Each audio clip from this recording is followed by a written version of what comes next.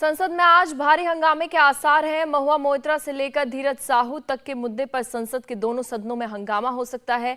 कांग्रेस सांसद धीरज प्रसाद साहू के ठिकानों से मिले कैश के अंबार ने सबसे बड़ा रिकॉर्ड बना दिया है।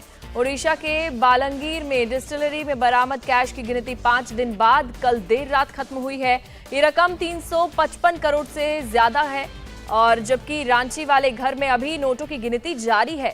इनमें ज्यादातर नोट 500 के हैं। इतने नोटों की काउंटिंग के लिए 9 टीमें बनाई गई थी, जिसमें करीब 80 अफसर और कर्मचारी शामिल थे।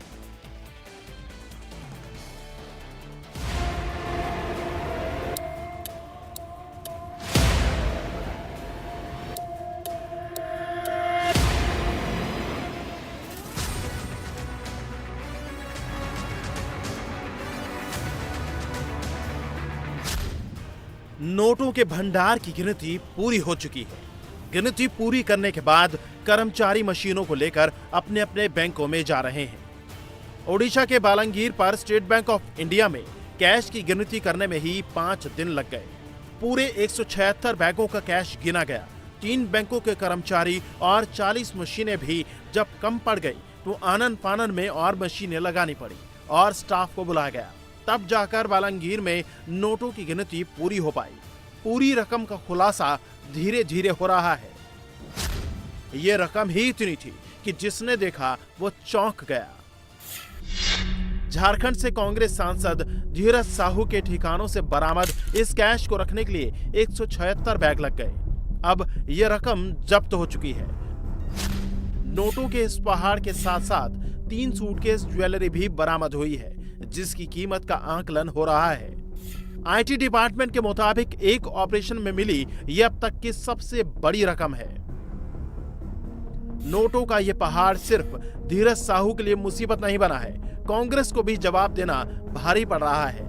राहुल, प्रियंका, सोनिया सब चुप हैं, लेकिन गृह मंत्री अमित शाह के तेवर बता रहे हैं कि कांग्रेस और उसके सहयोगियों को इसका जवाब देना पड़ेगा।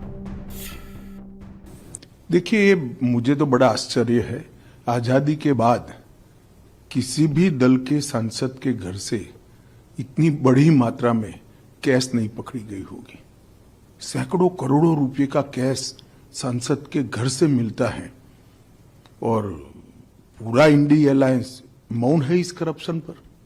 मैं तो पूछना चाहूंगा इनके साथियों को, कांग्रेस का मौन तो हमें समझ में आता है क्योंकि इनकी फितरत ही भ्रष्टाचार की है, परंतु चाहे तृणमूल कांग्रेस हो, चाहे जेडीयू हो, चाहे आरजेडी हो, ये सारे दल डीएमके सहित चुप बैठे हैं। सपा भी चुप बैठी है, कोई रिएक्शन नहीं। अब मुझे समझ में आ रहा है कि मोदी जी के खिलाफ ये जो एक प्रचार अभियान चला कि एजेंसियों का दुरुपयोग हुआ है, वो क्यों चलाया गया? क्योंकि इनके जहन में एक डर था कि हमारे करप्शन के सारे कच्चे चिट्ठे खुल जाएंगे। और मैं मानता हूं कि ये उचित ही हुआ है। जिस प्रकार से इतनी विपुल मात्रा में भ्रष्टाचार झारखंड जैसे गरीब राज्य में हो रहा है, वो आंख खोलने वाला है। और ये जो राजनीतिक प्रोपोगंडा करते हैं एजेंसियों के दुरुपयोग का, उनको ये अपने आप ही उनके ही कृत्य से जवाब मिल गया है। इतना भारी करप्शन करने के बाद भी अगर कोई एजेंसी काम न करे तो एजेंसी की क्षमता पर सवाल उठते हैं। और मैं मानता हूं कि राहुल गांधी से लेकर इंडी अलायंस के सभी लोगों ने इसका जवाब देना चाहिए। भारतीय जनता पार्टी ये मसले को बहुत नीचे तक, इस देश के जन जन तक ले जाएगी और जागरूकता लाने का प्रयास करेगी। कांग्रेस पर इसीलिए भी सवाल उठ रहे हैं क्योंकि धीरज साहू झारखंड में कांग्रेस के कोई पॉपुलर लीडर नहीं है। फिर भी कांग्रेस ने उन्हें 2 बार लोकसभा का चुनाव लड़वाया। वो दोनों बार चुनाव हार गए। फिर कांग्रेस ने राज्यसभा से उन्हें संसद में पहुंचा दिया, वो भी 1 बार नहीं बल्कि 3 बार। ये साहू साहब का अपना इंडिविजुअल मामला है, लेकिन भारतीय जनता पार्टी इसका पॉलिटिकल फायदा उठाना चाह रही है। प्रोसेशन निकल रहे हैं, एजिटेशन किए जा रहे हैं, इनकम टैक्स डिपार्टमेंट मीडिया को ब्रीफ कर रहा है। क्या मतलब है इन सब बातों का? एक आदमी है, उसने अगर गुनाह किया है तो उसके खिलाफ कार्रवाई होनी चाहिए, और अगर उसके जेन्युइन पैसे हैं तो उसके मुताबिक कार्रवाई होनी चाहिए। ये फैसला तो कानून ही करेगा कि ये पैसा, इतना ज़्यादा पैसा कहाँ से आया, कैसे आया। इसका जवाब साहू साहब ही दे सकते हैं, और कानून को अपना काम करना चाहिए, लेकिन इस पर राजनीति नहीं होनी। कांग्रेस की धीरज साहू पर मेहरबानी की वजह से हर कोई सकते में है।